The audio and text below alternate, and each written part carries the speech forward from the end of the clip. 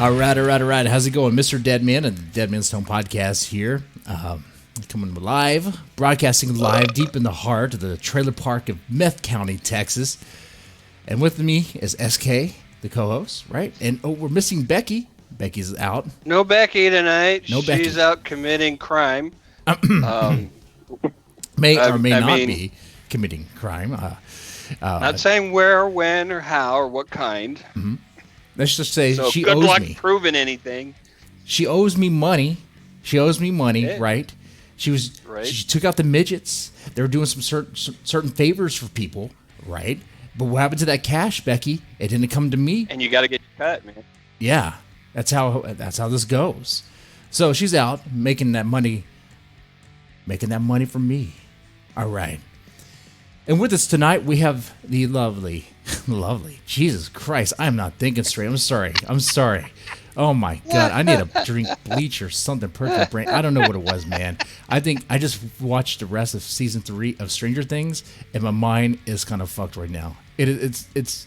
But anyway, we have even Romero.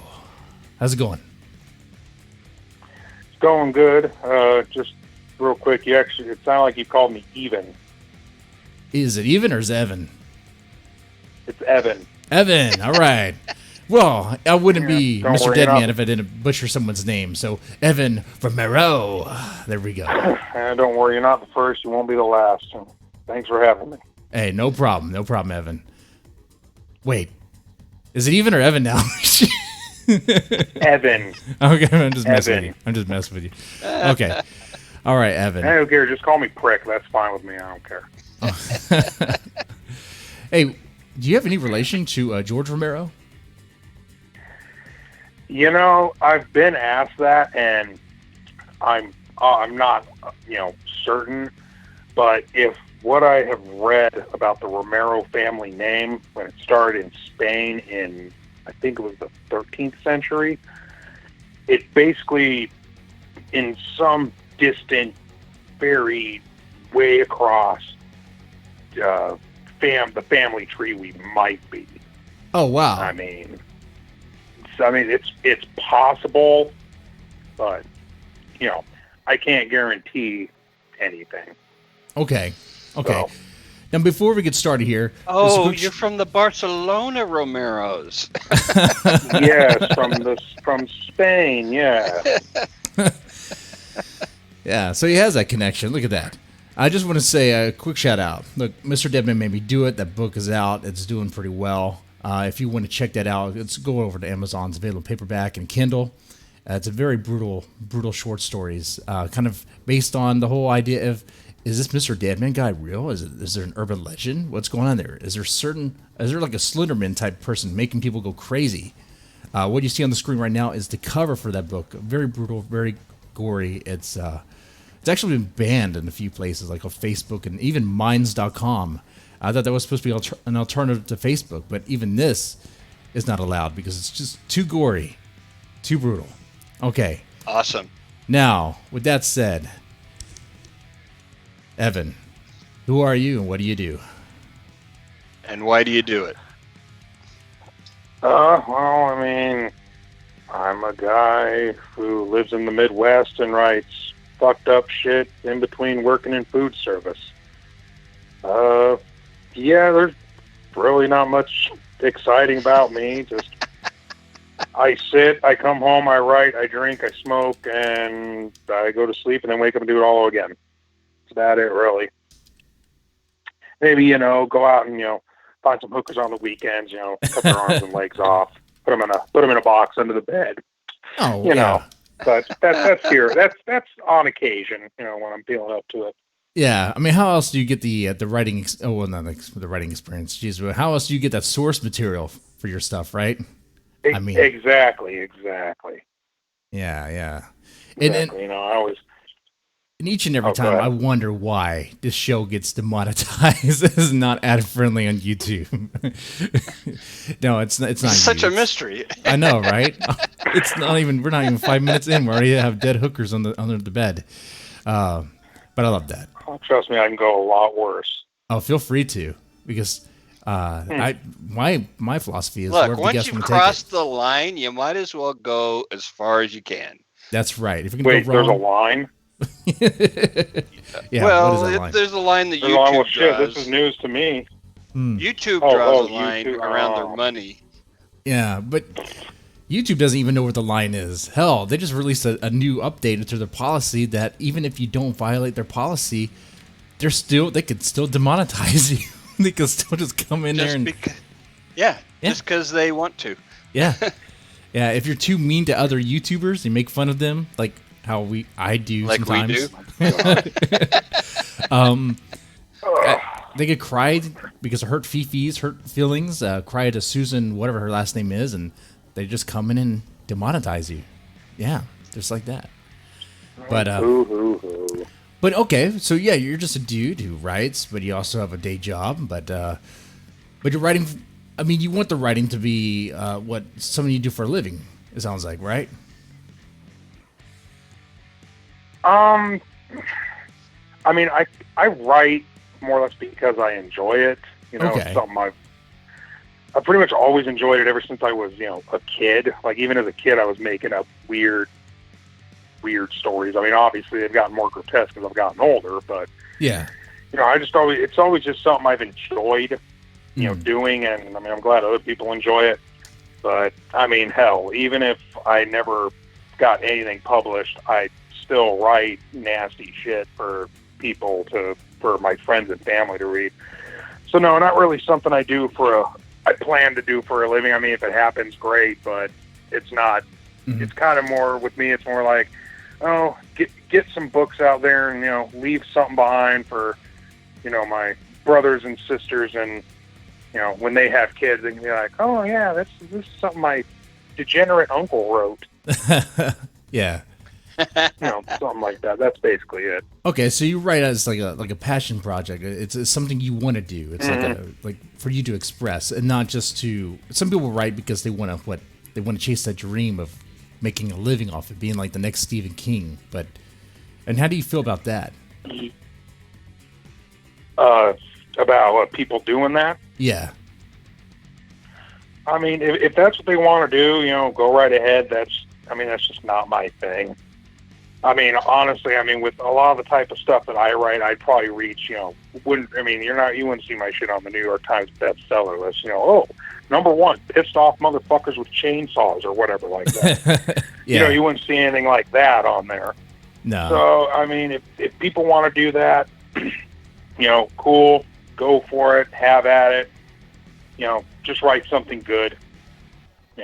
That's really, really about it. I mean, however you want to do it, whether, like I said, whether it's just a passion thing or whether you want to become, Stephen King the second, whatever, just whatever floats your boat. Mm-hmm. And from my experience, from the stuff I've read, I actually find that the people who just write because they want to express, like they're not interested. I mean, of course, the money would be nice, but if it's something that they want to do, a story they want to express, what have you, in their own way, because they're free to do it, man, in my experience, that comes across so much better. I like that. I won't disagree with you there. I mean, yeah, the writers who tend to write more for expression than for money, their stuff does have more of an impact, and it tends to linger. I mean, just like take two examples, for example. Okay, Stephen King, I've read some of his stuff. I couldn't tell you one damn thing about it other than, well, it's a story. And then on the other hand, you have a writer like Thomas Ligotti, who is one of my favorites. I mean, you read his stuff and it's just like, holy shit, my entire worldview has been changed.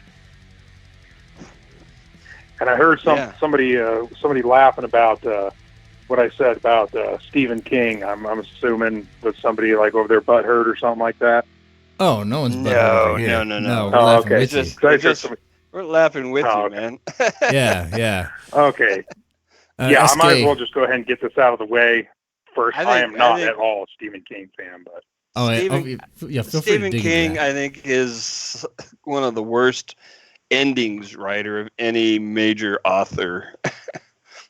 He can't write an ending to save his fucking life. Well, he doesn't know how to he end just it at all. Yeah. No, that's what I mean. he's just like, and I don't know. It's a spider from space. Yeah. I don't. Yeah, some writers they cannot do endings. It's like it's almost like they get to a certain part and then they just okay, I don't know what to fucking do. It's like, well, shit, was the last chapter omitted? What the hell's going on here? Mm-hmm. Yeah. I mean, I've come across that a few times. Now, is that a product of just like, because from what I understand, Stephen King, he doesn't like plan or plot his stuff. He just he just writes whatever flows his mind, apparently. At least that's what he claims. Would that be the product of that, where he's just kind of like winging it all the way through, and then at the end he's like, I don't know, just do this, Nah, I think it's more of just not being able to really wrap something up in a satisfactory manner. Yeah. Because I've encountered, like I said, I've even encountered nonfiction authors who do that. Like, for example, Christopher Hitchens. Even his essays, it always felt like, okay, where's the rest of it? Yeah. It would just kind of end on this abrupt note, and then just that's that. It's like, no, you need at least, like, you're basically wrapping the present up without putting the fucking bow on. You got to do that at least. So it just kind of falls. It's sort of like getting 3/4 of the way, through sex, and then suddenly, oh shit, limp noodle. God damn it. Mm-hmm. That type of thing. What is your least Absolutely. favorite? What is your least favorite Stephen King novel? Stephen. Least favorite. The Regulators. Oh man. That one I don't was think I even fucking read awful. Don't. Is it about It was- Google? I think I don't remember that book. You said Regulators. you don't remember The Regulators? No, I don't. It was I think it was the last book he wrote under the name Richard Bachman. Oh. It came out around the same time as Desperation. They're almost like sibling novels in that they have the same characters in them, but like different story, different setting, different plot, and all this stuff. And yeah, The Regulators was just fucking awful. So I would have to say that one is that's probably the last book of his I read. I remember I just read this and I went, I'm done. Fuck you. And I haven't picked up a Stephen King novel since. Oh, just man. like that. See, I like this. Yeah. It's not very often we get a chance to talk about the worst stuff about Stephen King. Everyone's always praising him. Every time his name is mentioned on the show, is always praise, praise, praise. Which I understand. He has a lot of influence. That's going to happen. But you know what? I don't know. I like this. It's gonna piss some people off. He has been mentioned many times as a gateway drug to for horror authors.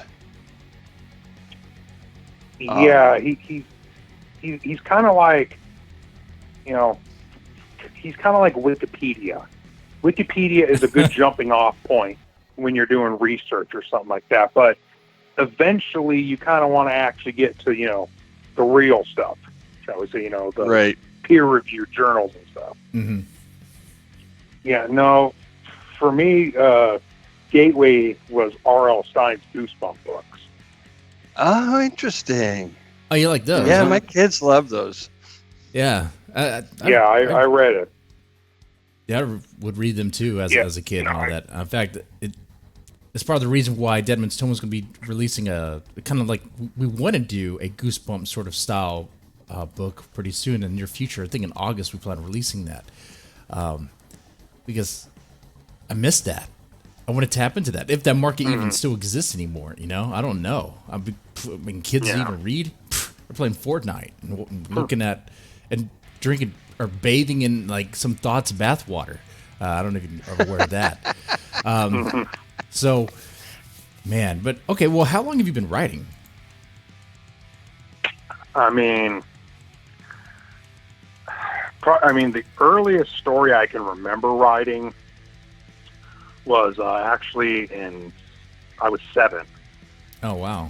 And it was for we had to like write an I think it was like a little essay, like a story basically for Halloween or something like that. So I basically wrote a story where I became best friends with the Headless Horseman. Okay. Best friends with the Headless interesting. Horseman. I Not don't much really of a remember a whole conversationalist. lot of it. Yeah, no, not really. But yeah, no, it was just like a little short thing that I wrote. And, I mean, and I just always kind of wrote, stuff after that. I mean, I remember when I was like 10 and I got into Godzilla. Mm-hmm. I started actually writing, like doing my own comics with a giant robot that destroyed shit or fought monsters. Yeah. I mean, with my extremely rudimentary fucking drawing and shit like that, because I have no artistic ability to save my life. Mm-hmm. But yeah, I would do that and write, the stories and all this shit, people blowing up, getting stomped on, smashed, all this stuff. And then, so I was kind of dabbled in it from like a kid, but it was probably when I was about 16 and I took a creative writing class that I kind of really got bit by the bug. So I started, doing it more and more and more. And yeah, and just kind of, sort of, mostly horror at that time. But then when I was like in my early 20s, I kind of started branching out, trying some other stuff, Mm-hmm. like stuff kind of like maybe Raymond Carver would write, or I think I tried my hand at like maybe a science fiction thing that flopped after about a paragraph or two. But yeah, and then kind of just about 25, that's when I kind of started doing more of the, grotesque, over the top, absurd horror. And that's kind of where I am at this point. Okay. All right. And how are you enjoying It's that? interesting to me. Oh, sorry. I mean to jump in. Yeah, feel free. It's interesting to me how many of our guests share this type of a beginning where they see a story, something clicks with them in some way, and their response to it is to make another story. Mm-hmm. They don't just absorb it and move on like a lot of kids. They're like, oh yeah, I like that, and then then they go off and play. But so many of our guests who are writers, it's not enough to just enjoy the story. They want to figure out how to make their own damn story. Mm-hmm. That's true. It's pretty fascinating. That's a good observation, SK. Yeah. I mean, that's why I like these questions. That's why I like doing this. I mean, we get that similarities. I mean, believe it or not, so I know Deadman's Tome, we do get off topic every now and then. It's definitely from writing, but there is that component there, right? I mean, there's something that you could take away, some perspective. Mm-hmm. Okay. Yeah. So now you're writing Grotesque horror. You've been doing that for a little while. And how's it been? Mm-hmm. How's it been working out for you? You enjoying it?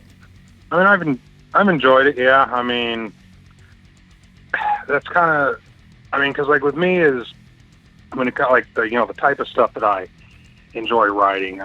Where some writers might like horror or whatever might say, oh, they enjoy scaring you or whatever like that. Mm-hmm. Me, I more enjoy making people laugh. Yeah. Or just sit there and just shake their head and go, what the fuck is this guy on? Like, I mean, I wrote a story that I got published in, the first thing I ever got published in an anthology called Rejected for Content, the 5th volume. Okay. And I had my dad read it. It was basically, it involved incest and Wendigo psychosis. And I had my dad read it, and it was like maybe 1,800 words. It wasn't very long, but I had him read it, and then after he read it, I said, "So what do you think?" He just shakes his head and goes, "I feel like I got to take a fucking shower now." To me, that's like the greatest praise ever. I'm just like, "Oh, yep, that's it." I like that. love that. I like that. And what was the name of the story again? It was called Touch. Touch. Okay, and it's Yeah, about, it was more of a. That's okay. What was that? No, I was laughing because it's a touch and it involved incest. I'm like, oh, okay, all right. Yeah. Yeah, no, and it was. I mean, whereas like something like Hornwolf is just, over the top, batshit absurd, like something that something trauma-esque. Touch was a little more down to earth and grounded, I guess you could say, but it still had that, gross, man, I like that element to it, I guess you could say. I'm liking that. I got to check out the story because, man, trauma films, man, it's been a while since I've seen one, but oh my God, trauma, yeah. Nukem High School, Nukem High? They had blackface and that. They had all sorts of crazy shit going on in that movie. It's like, it's fun though. It's funny. It's hilarious. It's good shit. Yeah, Troma is one of those studios that when they hit, it's a bullseye. Yeah. But when they miss, oh my God. Yeah. It's just like, why did you even bother? Yeah. Yeah, they got some good stuff. Like I think Poultry Guys probably stands as my probably my top favorite. Yeah. All right. Now about this story, Touch. Now I know it's a short story. I don't want you to give too much away. But what is the most bizarre, obscene thing in that story? The most. Yeah.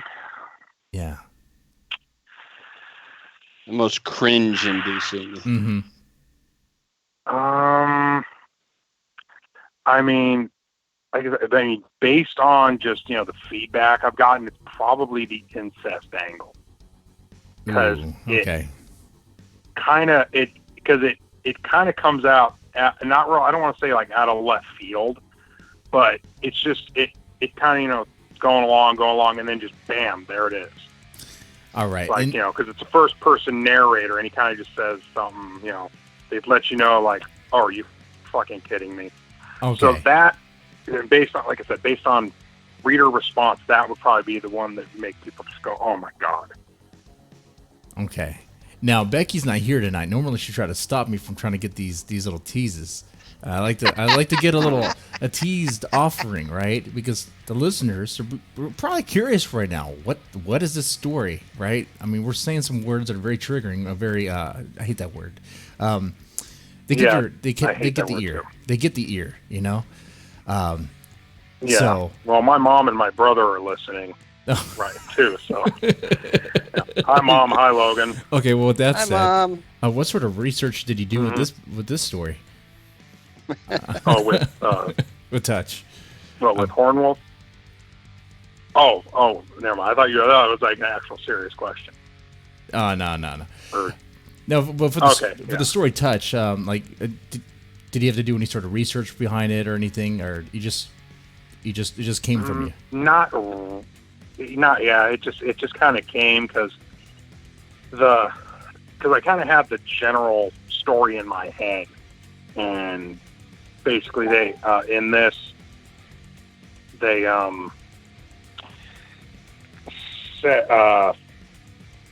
sorry, I just had a message. And basically the stipulation for the Rejected for Content 5 was that it had to take place in like a sanitarium, or a sanitarium had to figure into the story in some way, whether it was the setting or, whatever. So I basically just kind of was like, well, this story will really work anywhere. I was like, well, here, let's just kind of put it in a sanitarium, tweak this, adjust this, and voila, there it is. Mm-hmm. Okay. Yeah, but I didn't have to really do any research. I think I may have looked up Wendigo psychosis, but that was probably about it, really. Wendigo psychosis. What is that? Wait, I haven't heard of basically that. Like it's basically like you know what the Wendigo is, right? Yeah. No. Oh, well, kind of. So, well, explain to those that don't know. Okay. How do I not know this? The Wendigo is I want to say it's from like a Native American folklore. It's basically a flesh-eating creature. It's like when a normal person consumes the flesh of a person, they'll kind of turn into this. Well, Wendigo psychosis is basically sort of a normal person kind of just, sort of can't going off the rails and so basically cannibalizing somebody. Mm-hmm. Oh, okay. Yeah. Okay. Not in a Jeffrey Dahmer as opposed to a Donner Party.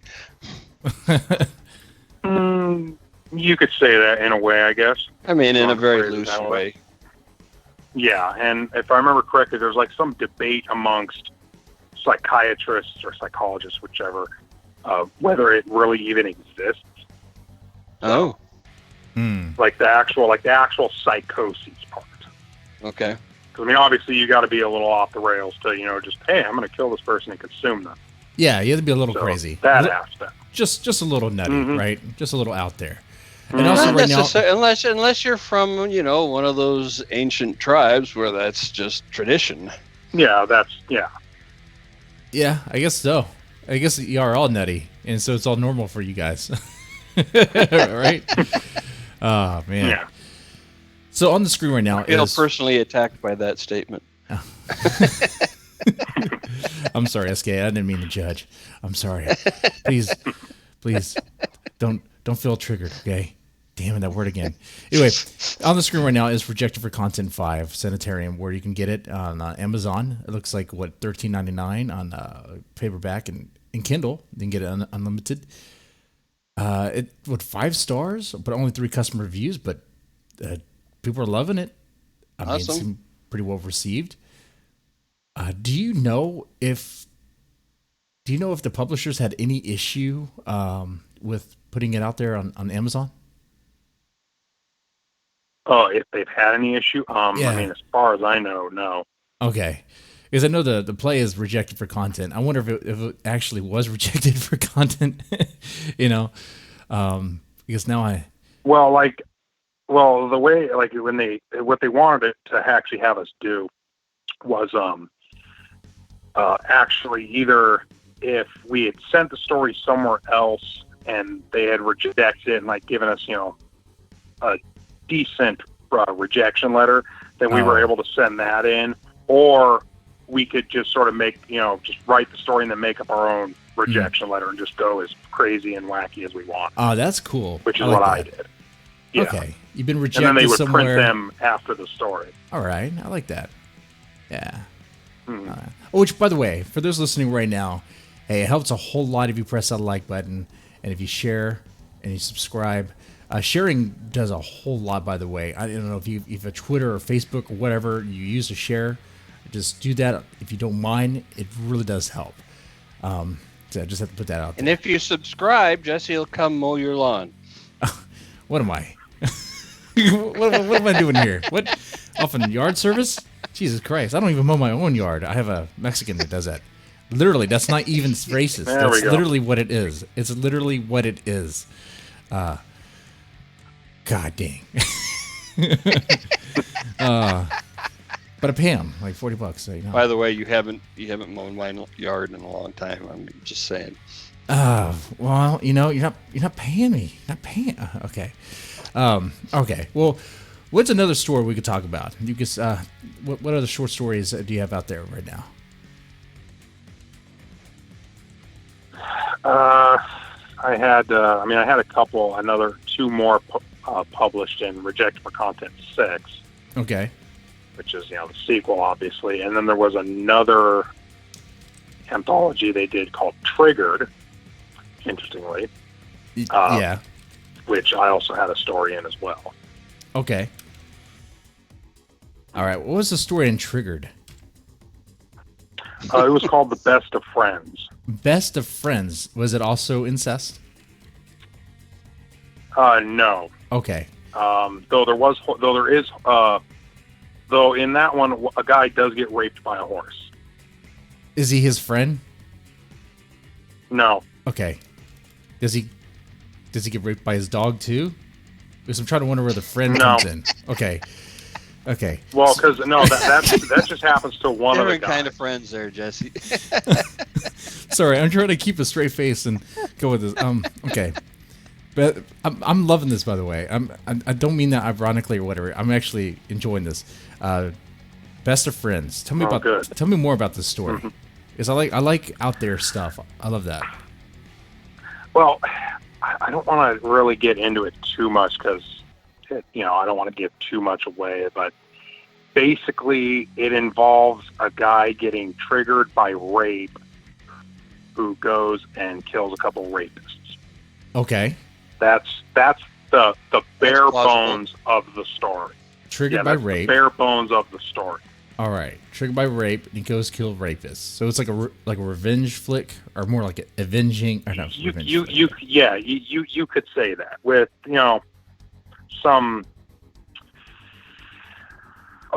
maybe a little bit of I don't even know how to say it. Some twists and turns along the way.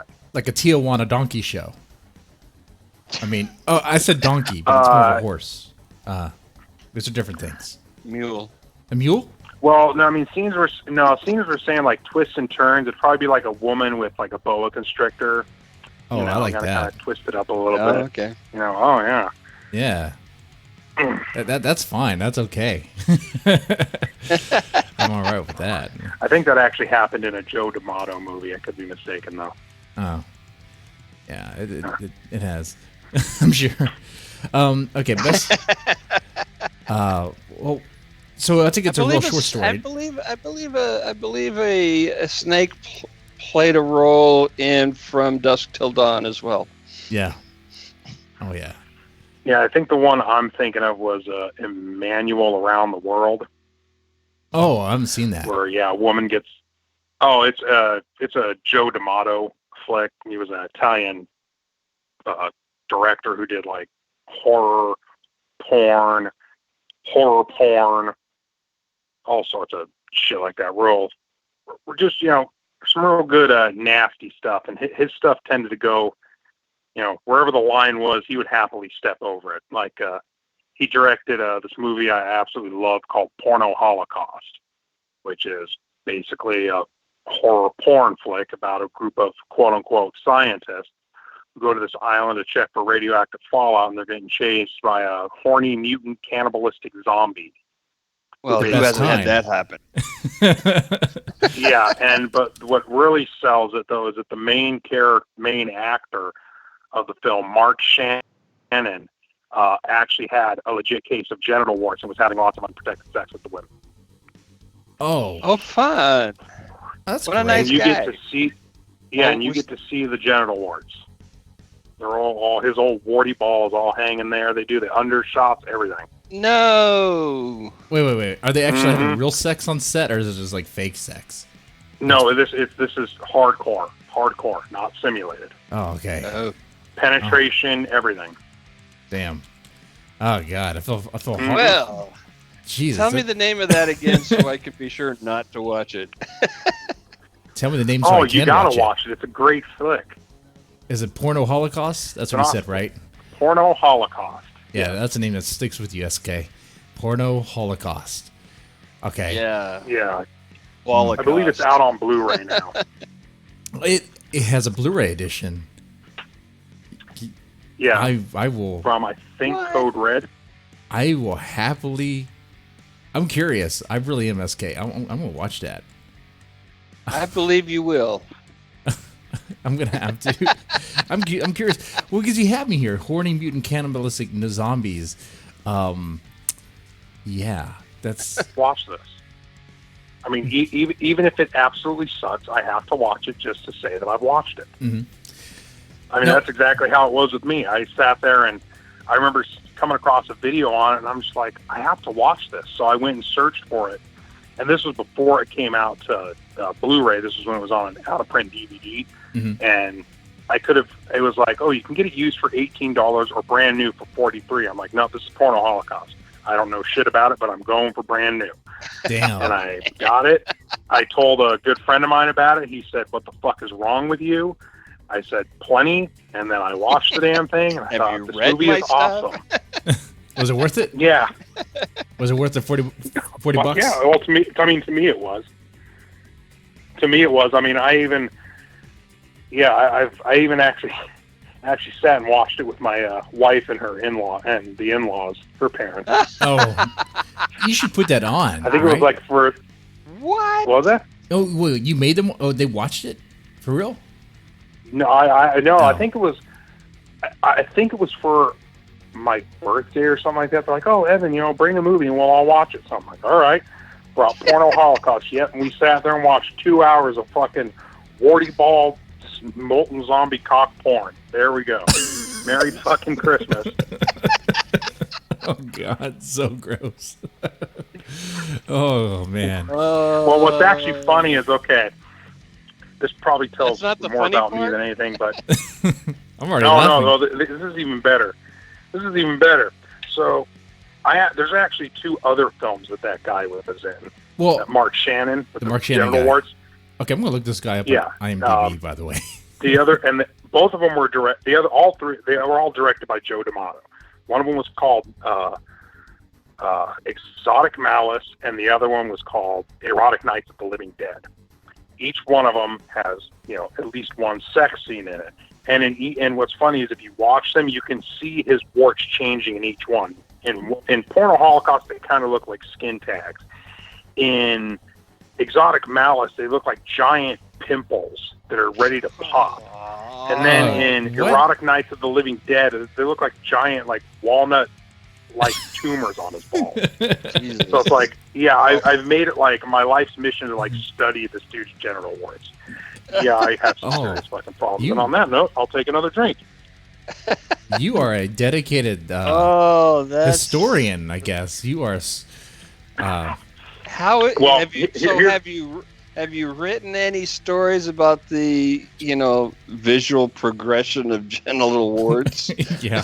No, but I believe I did write an article about Porno Holocaust for the 53rd issue of Exploitation Retrospect, which is basically a fanzine or a little zine that's been around since, God, I better get this right. My editor's probably listening right now. 87, since 1987. Wow. And yeah, I kind of started writing for them a couple of years ago, movie reviews and stuff. And I asked him for the 53rd issue, which is the 30th anniversary. I said, hey, you got any room in there for an article on Porno Holocaust? Because I was hell-bent on, 1, talking about his genital warts, and 2, talking about the time that I told Ron Jeremy about it. It scared the shit out of him.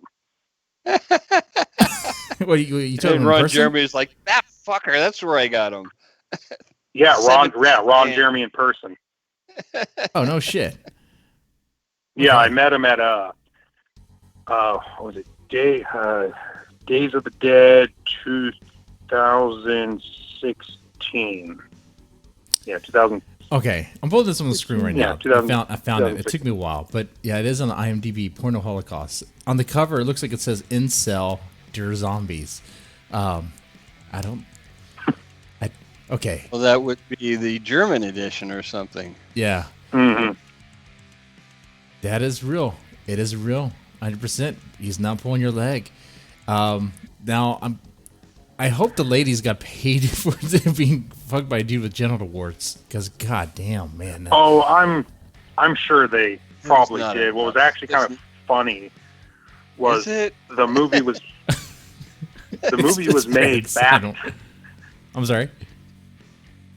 No, the movie was made back to back with Erotic Nights of the Living Dead, and after they had finished Erotic Nights, they still had some money left over, and they wanted basically an extended vacation in the Caribbean, so they decided to make that movie. So basically, that movie was to give them an excuse to have a vacation.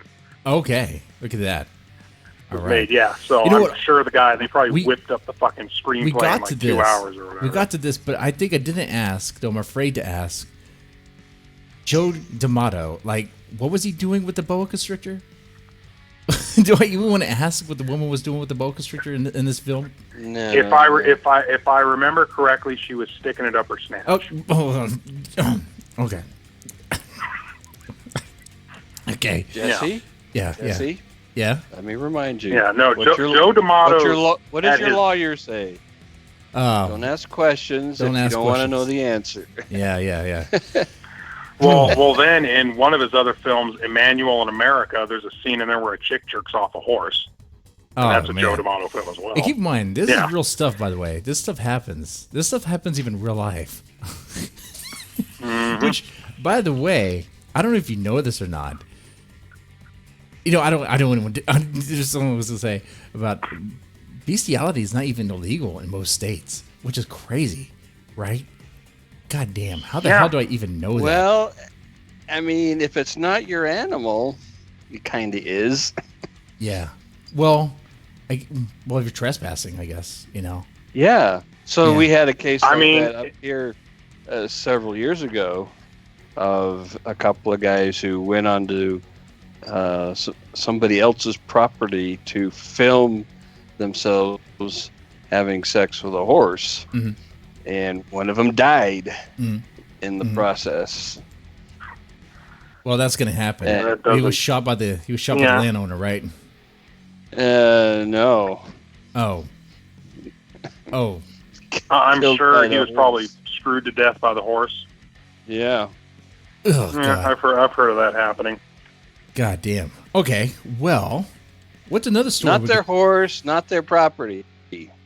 Okay. Now, do you have a new book coming out from a Bloodbound? Yeah, the book Hornwolf. Hornwolf. Okay. Tell us about that book. Well, first off, the title is a spin on Horn Dog.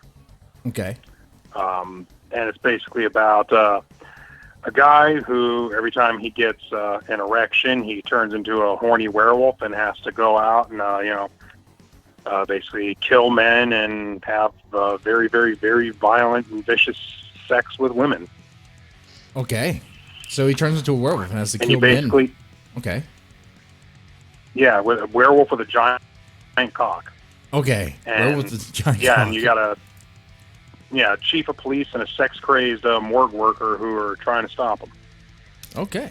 Look at that. So is the size of his member enhanced by the lycanthropy? Yes. Lycanthropy? So he could be Yes, like yeah. a pretty, middling to below average guy walking around. So he's pretty happy about being a werewolf suddenly. Yes, he is, and also with like the mythology that I built up about the Hornwolf. Basically, it only happens to guys who can't get laid. And that's Incels. kind of how this guy is. So, yeah, basically, yes. Oh, there we go. Sequel: Hornwolf 2: Incel Attack. Wait. But the question I have to ask here is, what is average though for a werewolf? Well, mind you, his I guess average for I guess average for a werewolf. I don't know. I haven't really studied this. It's 4 inches, right? Study 4 inches that. is average. For a werewolf. Jesse's hoping he can get to that point. Please, Yeah, that sounded kind of like a desperate way you were saying that there. Like, Oh no, right? no. Orange, No, right, man? it's not personal. Believe me, it's not personal. No. But how did this man become the Hornwolf? Or is that too much detail? Basically, like I said, according to the mythology in the book, basically, if a guy goes too long without getting any poontang, eventually he just kind of turns into it. Wait a second. Then if that's the case, How long is too long? Yeah. Because I'm thinking back to my teenage years. Mhm. How long is too long? Well, yes, but the guy, it pretty much affects, because, this guy, not only can he not get some, but he's so ugly he can't even pay hookers to fuck him. Oh God, that's ugly. Wait. Hookers won't even fuck. Even the meth heads, they're not gonna fuck him. Yeah, no. Even the blind ones won't fuck Oh him. damn, they can sense his ugliness. That's bad. That's bad. A toothless Betty is Yeah. not gonna. Toothless blind Betty won't even get with him. Okay. Nope. Okay. And my attorney's letting me know that I So, have to say basically, Betty's yeah, not a he real just- person. I don't know who Betty So is. what is the time frame on this transition, by the way? That I actually don't really get into. It just sort of says, after a while. After a while. Well, yeah. I'm starting to get worried, so I'm kind of doing personal research here. Yeah, and for everyone else too, because if it all takes is to not get poutine for a long time to turn into one of these things, we're gonna have an epidemic on our hands, right? Yeah. It's gonna be an outbreak of. Well, maybe with the incels and stuff like that. Yeah. But mind you, the guy in the book, he's 37 and he's never gotten laid. So. So there's people like so that. in this particular case, it was like 37 years, or you could say that, 25 years Or- if you don't count Yeah, childhood. from like, once you get to the point where it's like, oh, hey, and now that I know what this is for. But haven't you heard? Apparently, Miley Cyrus says that virginity is just a construct, guys. It is. Oh, Jesus Of course she fucking was. Christ! And we're listening to her. Why? Because the She's hilarity famous. of She it. knows things. She knows, yeah. Oh, Jesus. Because she's famous, she knows things. Oh, brother. She wants it to be Yeah, a that construct. seems to be all you have to. That seems to be all you have to be to actually know anything these days. Is just be famous. Oh yeah, Yeah. But Like of you don't course, even have to have half a fucking brain. As long as you're famous, Oh, whatever that's you all. say is holy writ. oh yeah, that's all you need anymore, right? Just a fame and platform. Mhm. People just follow you. Yeah. And Miley Cyrus, Exactly. she wants to make it a construct because someone like her, she's gonna need that if she. God dang, if she ever wants to. Anyway. So, what else about this Hornwolf? So, what was that? Oh, what else is going on with Hornwolf? So, like, does he have like in a? terms of Well, I mean, does he run into certain challenges? Like, is there like an antagonist or something that he has to, I don't know, overcome? Or well, see, he is the antagonist. You could say it. gotcha. Yeah. So, and you have the chief of police and the morgue guy, the morgue worker, or the medical examiner, I should, since that's what he is, who are trying to stop him. Probably really one of the only challenges he has to overcome is when he meets a girl who willingly gives herself to him, and he kind of falls in love with her. Uh-oh. So he has to kind of, Oh God. figure Oh, out, by the way, okay, I change into a wolf and I murder and rape. no, Is that okay? No, Is that no. cool with you? no, see, he is the wolf when she gives himself to him. Oh, she's freaky. So yeah, we got some bestiality, but he's worried like, well, if I'm not the wolf and I've, got a little piddly 2 inches that I'm packing and I'm as hideous as I am, will she still love me? And the answer is no. Yes. Mm-mm. And hey, this could actually be a mainstream. This could actually be mainstream material right here. Bestiality. Come on. We have Twilight. Twilight made. You got Twilight. Twilight gave us necrophilia and bestiality. Yeah. Right. I mean, you're just getting into the gritty business of it all. And right? underage versions of all of that. Yes. Yes, that too. Mm-hmm. I was going to mention, yes. Everybody was a teenager in that damn book. Yep. So illegal everywhere, problematic everywhere. If you want to use that word. So yeah, your book it just cuts the chase. You're not going to candy coat the whole thing. You're just going to get into the raw, gritty details of it and explore Exactly. love in its true form. A woman just loving loving a dog. Apparently just women who do come that. on, that sparkly dude was like 300 years old, hanging out at a fucking high school. Yeah. How creepy is that? All right. Yeah, that's pretty nasty there. I keep getting older, they get younger. God damn. I don't know, man. Oh, God. Okay, well. I mean, is this book out now, or it's coming out? Oh, no, it's out now. You It's can out now. buy it on Okay. Amazon. Let me look up this Yeah, book real it's fast. available. Right now, it's available only in ebook at the moment. It's part of Bloodbound's Redline series. Just Okay. basically like fast reads, insane content, and basically Mhm. like extreme horror novellas. Okay. Yeah, and I'll go ahead and put it on the Hornwolf is screen number here. 3. Okay, I put it on the screen here. That's okay. I saw it and I was kind of confused because of Red Line. I know we had another guest who's in the Red Line series as well. His name escapes me at the moment, but yeah, okay. Did you say his or hers? His name escapes me. I think Christoph something. Christopher Triana. Christopher Triana. Okay, there you go. Yeah. Yeah. Anyway, yeah. So it's on the screen right here. You already have 3 reviews. They look pretty good.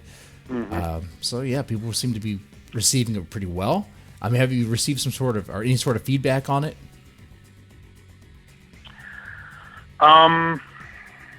I mean, my mom read it, and she basically said that she was like, oh, well, actually, there was 2, actually. There was my mom who basically said, yeah, it was pretty fucked up, but I actually enjoyed it. I'm like, oh, okay. And then basically, another guy by the name of, I hope I'm pronouncing his last name right, Brad Tierney, who basically just said, yeah, it's fast-paced, it's fucking awesome, and it has a fucking balls-to-the-wall climax. So That's pretty cool. Good stuff. And I mean, that's good feedback right there, I'm sure that made you feel pretty good. I'm looking at the reviews. I mean, you have 5 stars. You got someone describe it as 50 Shades times 10. So, and 50 Shades was eaten up like hook, line, and sinker by like just about everyone, right? You might actually have a bestseller on your hands. I mean, yeah. I mean, given that, all the horny housewives who can't get no dick from the husband, like, 50 Shades. Yeah. Hell, maybe they might be like, hey, werewolf with a giant cock? Shit, I'm all for it. Yeah. I mean, I'm not going to name any names here, but I do know somebody who kind of has a thing for werewolf porn. And I'm not going to mention names because I'm sure she's listening. She's probably either smirking or getting just saying, wait, and I hate you. Werewolf porn. Wait, is she into like furry stuff? Is she a furry? Huh? Is she a furry? I don't know. Oh, I mean, if she is, she's never told me, but she might be. No, I heard she shaves.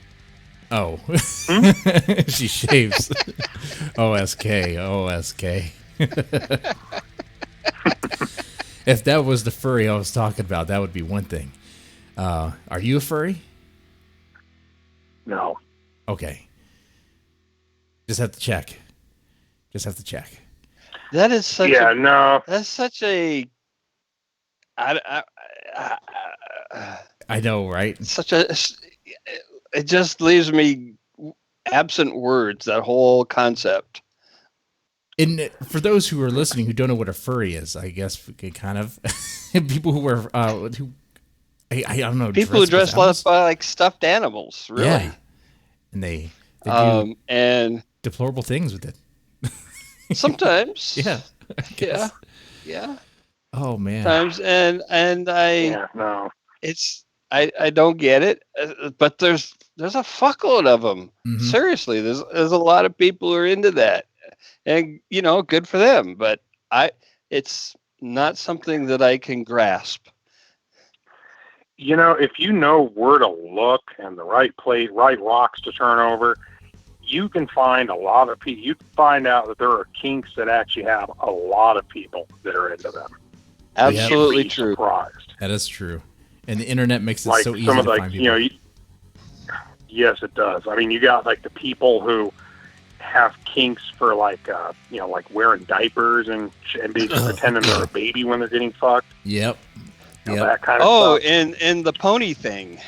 Oh, and I don't mean My Little. Yeah, I mean that one too. Dressing up, being pretending to be a horse. Yep, that's a real thing too. And you even have chicks with dogs that will play with their dogs in a way that's not what you think. Wow, I learned so much. Yep. So much in this episode. Oh, God. But, you know what? Do we have time for the news? I think we have time for the news. Yes, we do. What do we got here? Have time for the news that snooze. Give me your news sound effect there, Jesse. That's all I have. Okay, It needs let's to be start replaced. off with a bang, so to speak. Okay. The ghost of a I got to read this very slowly because otherwise you'll think you didn't hear it right. The ghost of a masturbating ape haunts the hallways of a grand country estate in Dorset. Wait. Yeah. How do they know? Yeah. Wait, so many questions here. I mean, So many questions, and that is, isn't that how all of the estates in Dorset are? haunted? That's Yeah. my first, with masturbating apes, of course. Yeah, of course. I mean, Titillated. They start this article with the fucking word titillated because they're just playing with people. Titillated tourists can often hear the saucy specter of laughing while masturbating in an Athelhampton Hall in Dorset near Dorchester, or however the fuck the English would say it. Dorchester, or whatever the fuck. Because they always got to say it weird. Sounds good to me.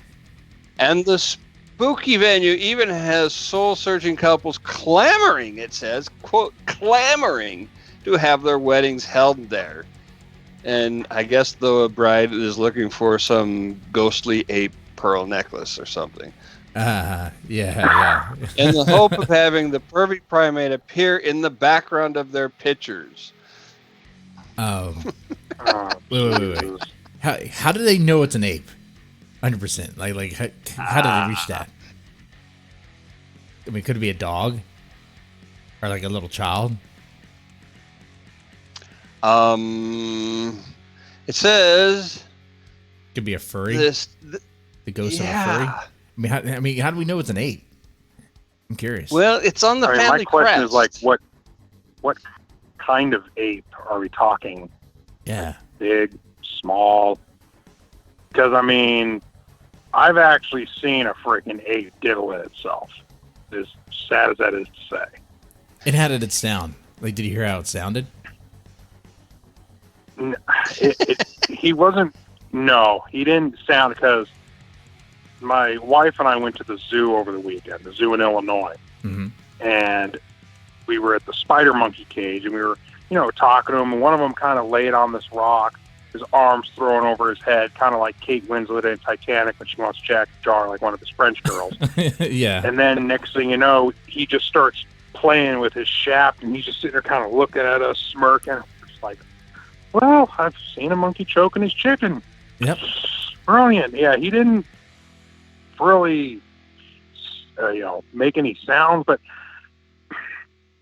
I mean, I would assume they're probably kind of like humans that, when they're choking it, some will sit there and, really get into it and, act like they're in a fucking porn, and then other ones might just be quiet.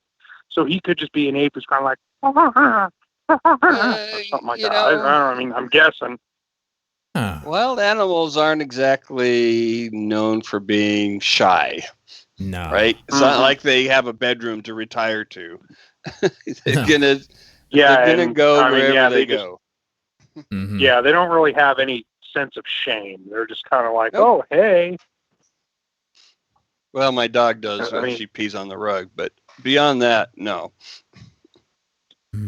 Wait a second. Yeah, no, dogs seem to be, if, they do something wrong and, you sit there and say something, and they're kind of like, oh, shit, I pissed master off. Yeah, other animals just kind of give you a middle finger and go about their business. I was doing some searching. Someone sent this to me, okay? Apparently this is photo evidence of this monkey. I know it's a blurry image on the screen right now. For those who are watching right now, under the buffering, okay. But that's Pee Wee Herman. If you look closely, you could see what looks like a blur of a monkey jerking. But you have to look like really hard. And you have to be a little drunk too, probably, because it's so blurry. Why is he wearing a purple suit? Well, that is, it's kind of like, like an outfit. It's like Planet of the Apes ape. Butler outfit. It's like a Planet of the Apes ape. That's what's going on here.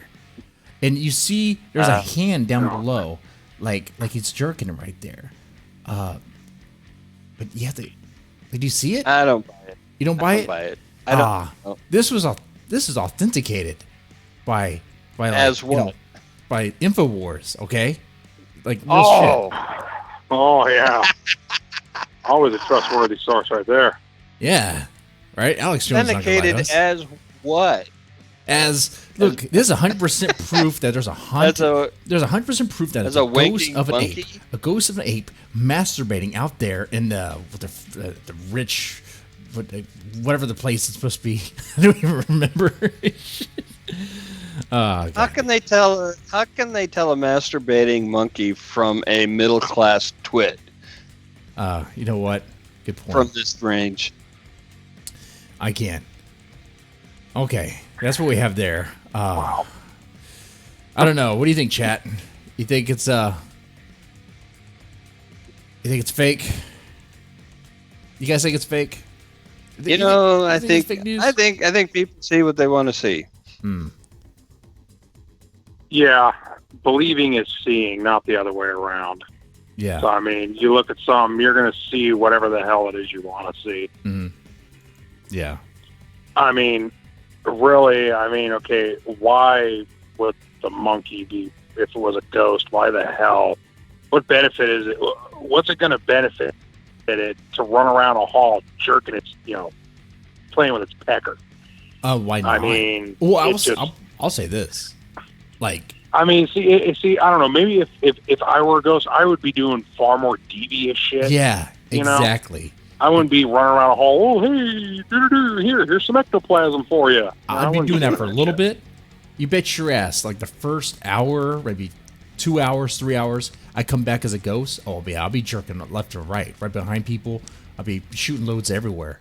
That's part of the reason why I think ghosts. Now we know what ectoplasm is, then I guess. Yeah, right. Because think about it. Yeah, like that scene in Ghostbusters in the library when there's all that fucking ghost jizz all over the thing, and they're sitting there, what is this stuff? You know what that ghost was doing. I mean, if you can come back as a ghost, you could do pretty much anything. Dan Aykroyd is like, oh, this smells familiar. Tastes salty. Oh, this smells like what I got shot in my mouth last night. God. Oh. Hey, we have another story. Oh, we do. What's that story? We do. Hold on to your butts, because Pentagon, dun dun dun, ordered to tell Congress if it weaponized ticks and released them into the public. Now, this may sound like it's from The Onion, and I promise you that it should be, but it's not. Wait a second. I know Alex Jones was deplatformed off of YouTube and pretty much every social media, but like, was he elected? Like, is he in Congress now? What's going on here? What is this? No. Congress just didn't like the competition. Okay. Some members of the United States House are concerned the Pentagon may have unleashed disease-infected ticks that caused the spread of Lyme disease. Also, some members of Congress are fucking morons. Where that Venn diagram overlaps is up to you to decide. Yeah. But it's probably a big overlap. Mm-hmm. Roll Call reports that on July 11th, the House stealthily decided via voice vote to support an amendment to the 2020 Defense Authorization Bill that would require the Department of Justice to look into weaponized ticks. And this is not meaning the cartoon guy, the tick, I don't think. Oh. According to the Congress-focused newspaper, New Jersey Republican Representative Christopher Smith wrote the amendment, which demands the Inspector General, quote, shall conduct a review of whether the Department of Defense experimented with ticks and other insects regarding use as a biological weapon between the years of 1950 and 1975. If the review determines that such a project took place, then the amendment reportedly insists, why is it reportedly? Can't somebody go fucking read it? Reportedly insists the Inspector General must present Congress with information on the scope of the research, including, quote, whether any ticks or insects used in such experiments were released outside of any laboratory by accident or experiment design. What would you do if you're in the Department of Defense? Would you fuck with them? Would you be like, oh yeah, we totally did? I mean, after, nearly dying from laughter. Yeah. See, I would definitely fuck with them. I'd say, yes, we released ticks, but they didn't have Lyme disease. They had Marburg or Ebola or something like that. Something that's far deadlier than Lyme disease, and just watch them go, batshit. Mm-hmm. In Washington, D.C. Yeah. Yep. We released ticks. Some brain-eating parasite was released, obviously, in like Washington, D.C. That's right. We released the ticks. They're under your desk. They're under your seat. It's too late. Already infected. Yep. And this is the proof. Yep. This is tax Jesus. dollars, man. This is what they're doing. I mean, this is what they're doing with their time. Right? Because they're getting paid. Yeah, and then not only that, but they're going going to go and give themselves a fucking raise afterwards. Yeah. That's bullshit. You're talking about Alex Jones level conspiracy theories over here. Wait, so even experimenting on bugs? Like, I mean, I know our government would probably do something crazy and stupid like that. I mean, we experimented with LSD and shit. But bugs? I don't know. I mean, just hearing that, I'm thinking that's something that James Herbert would have wrote very early on in his career, around the era of the rats or the fog or something like that. Yeah. Oh, the government released ticks that they're like, what the fuck? I mean, you can't. How do you control insects? It seems like a horrible weapon. If you release that, release that on a foreign country to or something. everybody. Yeah, to everybody and anybody. There's no predicting who's gonna walk. Because here's the thing about ticks. Have you ever had a tick? I've been bitten by a tick last weekend. I was in we don't have them in Seattle, but I went my senior year of high school. I was in Denver. We did an overnight hike up in the Rocky Mountains between Vail and Aspen one week. When, oh, by the way, the same time that Ted Bundy escaped from jail, we were in the mountains nearby hiking. Very convenient. Very convenient. This Yeah. guy. Yeah. I know. He kept following me, that bastard. Anyway, so we got so many fucking ticks walking through the Rocky Mountains.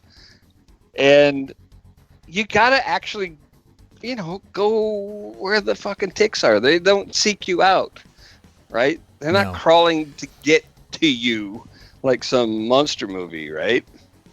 You have to go to the ticks. When you were bitten by the tick, did you even feel it? No. Yeah, neither.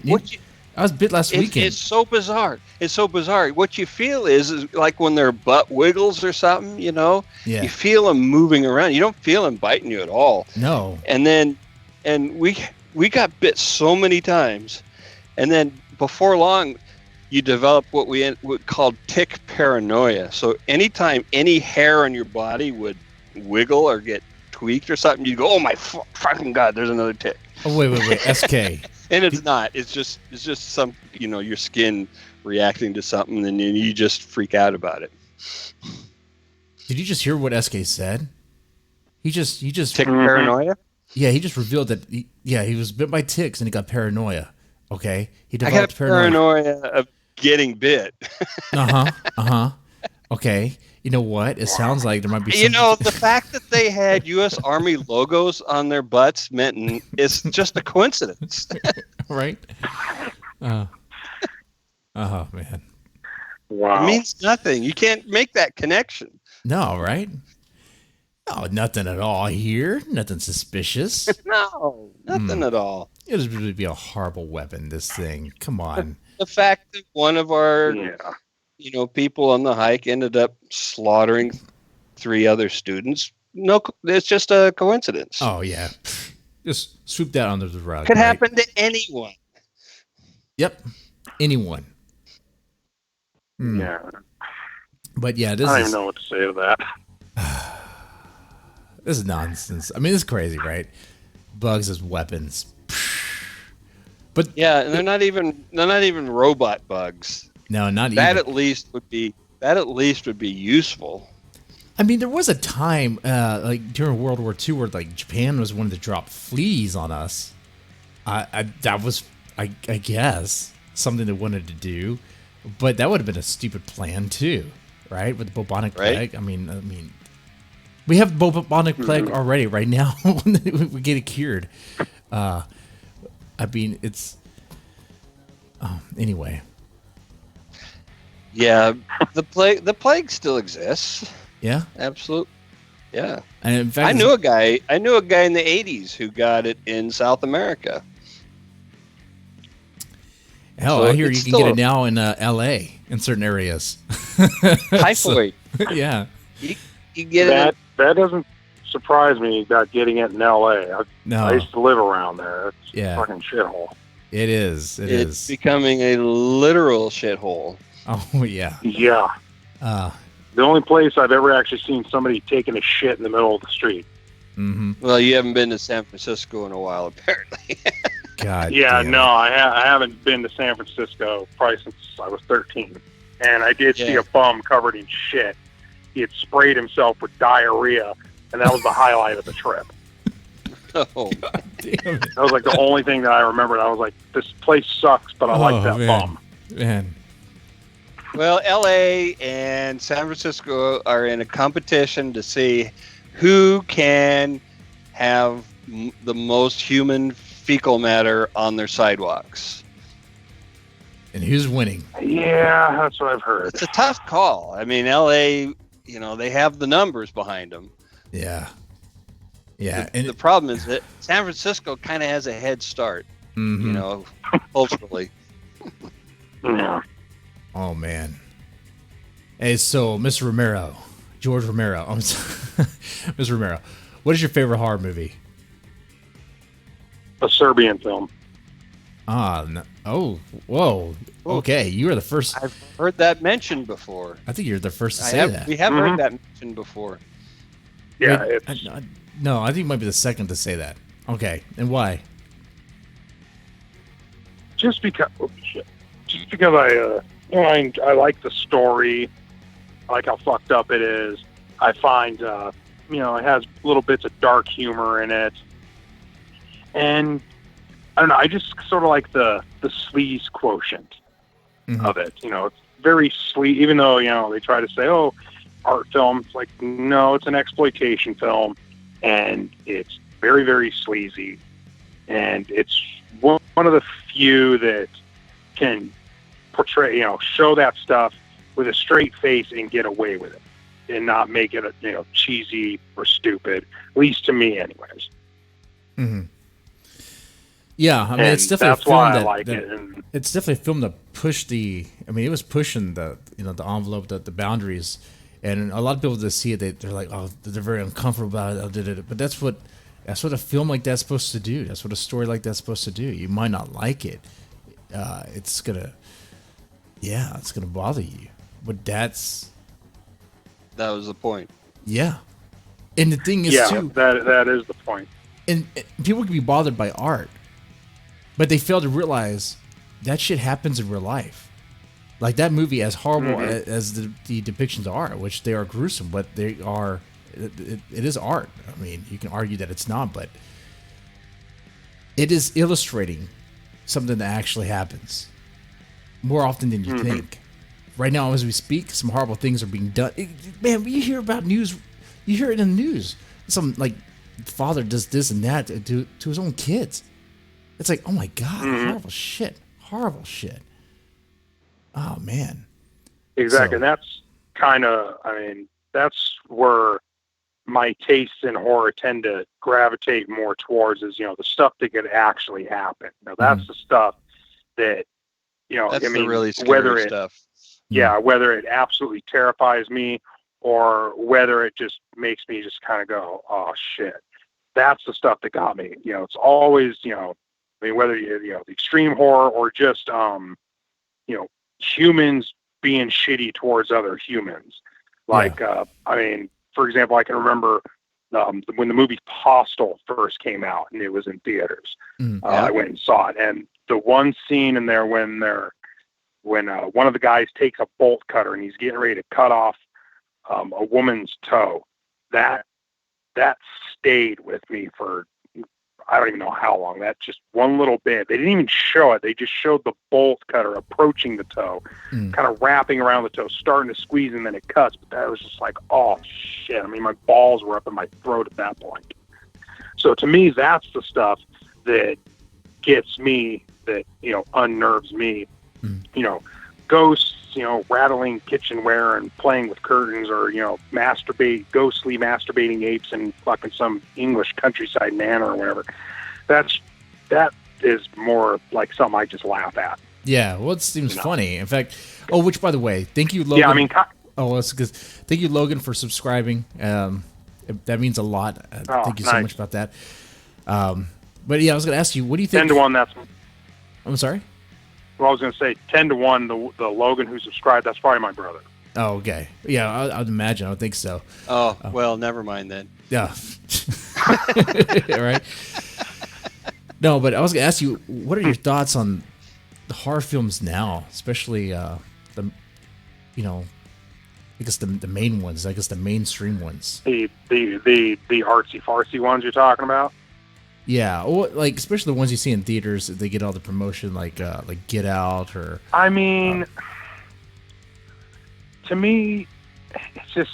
I mean, it kind of seems like what you have nowadays is either, Blumhouse ghosts popping up everywhere. Mm-hmm. These artsy films that are, that some people would even argue aren't even horror films, or just drama films with some blood, or remakes. And to me, it's like, okay, now when it comes to remakes, there are some that I absolutely love, that I think are fantastic. Like, for example, one that I could think of that I absolutely loved was the remake of The Hills Have Eyes. I really love that one. I think the original one's a piece of shit, but I loved the remake. Yeah, I think it was with brought down by, I guess the tech that they were using at the time, the film equipment and all that. But yeah, I agree with you there. Yeah, well, another one that I get a lot of shit for is, actually two that I probably get a lot of shit for, is I actually prefer the Nightmare on Elm Street remake over the original. Gasp. Nightmare. Oh, and really? Honestly, okay. And Fake I'm not even going to... Fake shock. What was that? Fake shock. Fake shock? Yeah, from the only reason...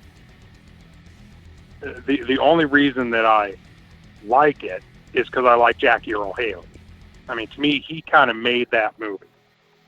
Everything else about it was just whatever, but he made that movie. Now, the original one, honestly, my opinion of that is so low I can stand on it. I've never liked the original Nightmare on Elm Street. So that's one I get a lot of flack from, especially from my wife, because she's all about Freddy Krueger. So if I dare mention that, I like the remake, I immediately get the look of death. And then another one that I get a lot of flack for is preferring Rob Zombie's Halloween remake over the original. Oh man, really? Oh. Okay. Yeah, and what I get even more shit for is the fact that of all the Halloween movies, including the remakes, my favorite one is Rob Zombie's Halloween 2. Oh. The one that nobody likes. Yeah, a lot of people don't. And that's my favorite one of the whole. Okay. Yeah, everybody hates that movie. Now you're just I'm like saying one stuff defender. to piss people off. Yeah, now I'm wondering, are you trying to piss people off? No, I'm just being honest here. I mean, this is I what appreciate that. I think. So wait. That's so. Because of course, my favorite is. And I said this before on this podcast, is the original Halloween. What's the thing about the Rob Zombies one that makes you like it? The thing the thing I liked about the Rob Zombie is that it kind of turned Michael Myers more human as opposed to some sort of vaguely supernatural figure. And And I don't know, just the original one, it never really did much for me. Because I remember first time I saw it, I was 9 years old. My mom, was like, "Oh, this is my favorite horror movie." Blah, blah, blah. So I'm like, all right, I'll watch it. Sat and watched it. It was just like, it doesn't really do anything for me. And I watched it a few times throughout the years, and it was kind of one of those that I'd watch, I'd turn off, and then pretty much immediately forget about. Just like, oh, yeah, I watched something last night. And then I watched it here recently. I hadn't watched it in, several years, and I watched it again recently. And probably my big problem with it is it just takes too goddamn long to really get going. I'm sitting there like, how fucking long is the movie on? And I'm like, oh my God, I'm an hour into it. And I'm like falling asleep. What the hell?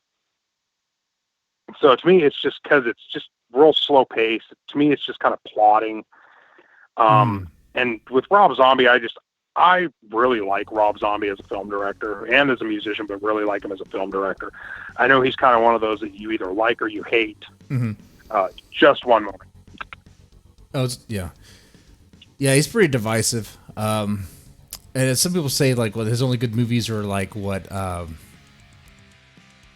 Devil's Rejects, Thousand Corpses and Devil's Rejects. Yeah, and he directed an episode of CSI Miami. He did. I did not know that. Yeah, his God, where did I hear about it? Because his take on that experience was hilarious. Wait, I want to see if we can find this episode now of CSI Miami. But I will say this, as someone who I prefer the original Halloween, but I will say on the Rob Zombies one thing I enjoyed is the I don't know. The scenes when people are about to get killed, whatever, the intensity is much higher in the Rob Zombies version. Whether it be the sound or just I guess he has a way of getting a certain, I don't know, just getting that certain feel. Like you feel like something's tense. Like Michael Myers really wants to kill these motherfuckers, kill these people. Like especially the one where he's, tearing up the house and all that, trying to get her. That part. Well, I think with that, he kind of, it seemed like he made Michael Myers more of a body with force. Yeah. Whereas in John Carpenter's, he just kind of pops up in random places. Like he'll stand up behind a car. Yeah. And then he'll just kind of stand up, or he'll be standing. So it's like there's not a whole lot of movement with him. Other than like mainly, kind of toward the end, when he's, pursuing Jamie Lee Curtis. But yeah, it's just kind of like, oh, he'll pop up here or this, or he'll kind of just move a little bit here. It was like Rob Zombie basically just took and was like, okay, let's make this just one brutal motherfucker. Yeah. Just, he's going to rip your head off and shit down your throat type thing. Yeah. And what we have here is, of course, like two different takes of the same story, if you will. But I like how, at least, Rob Zombie was not afraid to have his vision out there, Of course, there's a lot of controversy. No, and some people don't like it, but he did it. Yeah. And that's what I like about him is that, people always go, oh, well, he just does like the same character and everything. It's like, well, he's a director who has a vision, if you want to almost go to say auteur, which I'm not really fond of that phrase, but, directors who use a lot of the same actors or, same concepts in the story, those to me are the directors that always kind of stand out more so than just, Joe Blow recording something and calling it a day. Mm-hmm. You got directors like, David Cronenberg who, with like the body horror of his early careers or of his early career. There's always a sort of vision to sort of propel the films. And those are the directors that I enjoy when I'm watching. So I'm like, okay, yeah, this director puts his own trademark on it, his own little spin on things. That's what I like. Like even Dario Argento, who I'm not at all a fan of. His films are, there's a vision behind his films. He has a way like, okay, this is what, he projects what, God damn it, what am I trying to say here? I'm rattling off the rails here.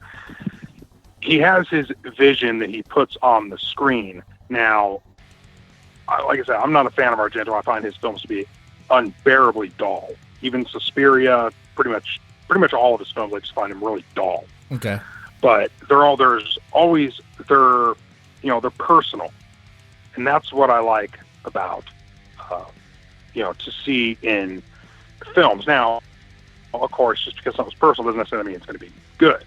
Yeah. But the ones that do tend to stand out more are the ones that have more of a personal touch to them. And that's why I like Rob Zombie. You sit down, you watch a Rob Zombie movie, you know you're watching a Rob Zombie.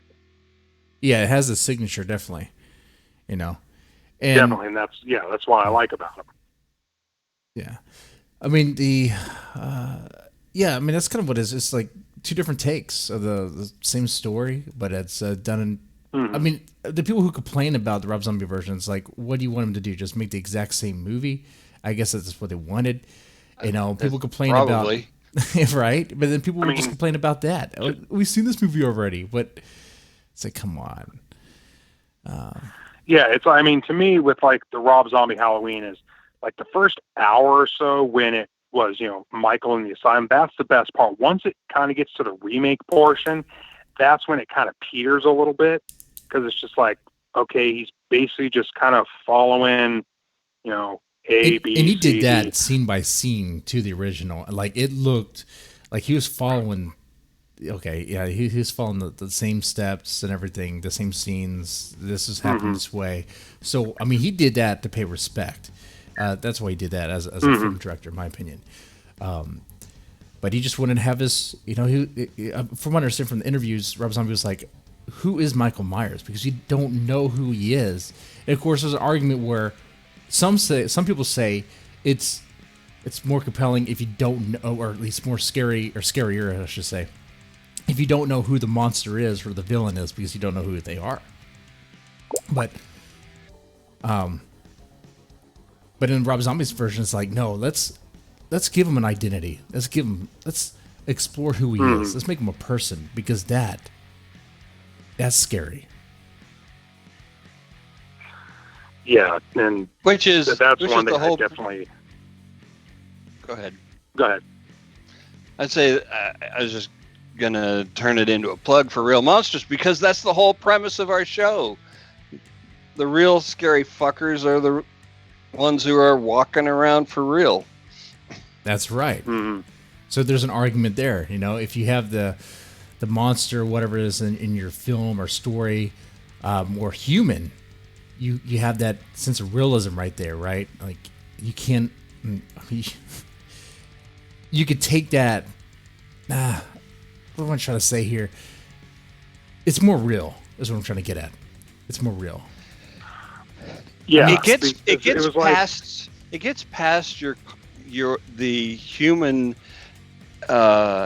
inclination to assume that monsters are obvious. Yeah, that you can spot them, that you can somehow protect yourself, because you'll know that that's the monster will, you'll be able to detect them in some way, somehow.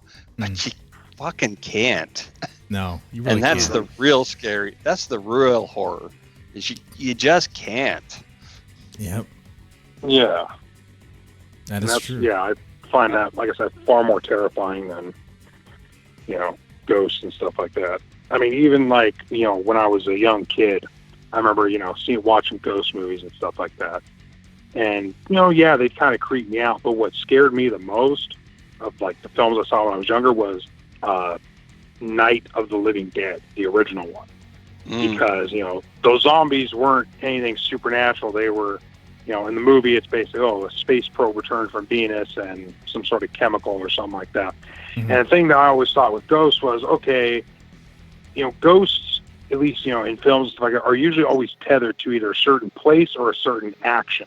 So it's like, well, as long as I don't go to that place or do the action, I'm fine. Whereas with zombies, they don't give a fuck. Oh, you're human, you're here, I'm going to eat you. So to me, that was, it was a more widespread horror that pretty much had no boundaries or limits.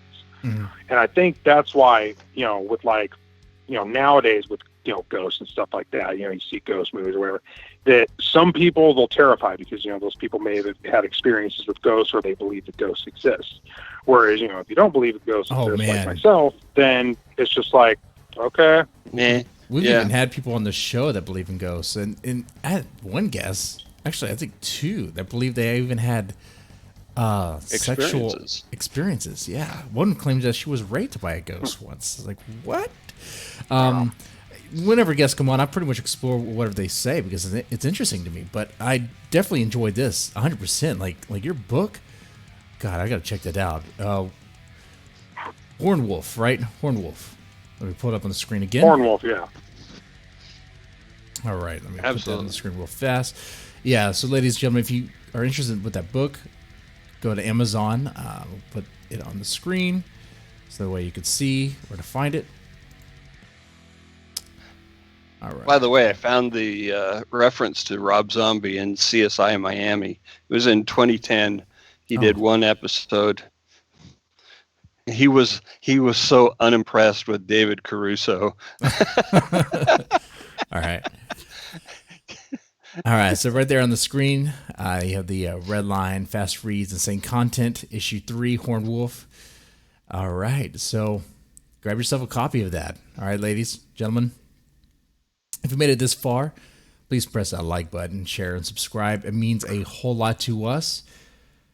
Like these podcasts, these episodes, because they're pretty much demonetized, they don't really get recommended or anything. It's you guys sharing it that makes that possible. Yep. So, yep. Yeah. And one more plug for tomorrow. Mm-hmm.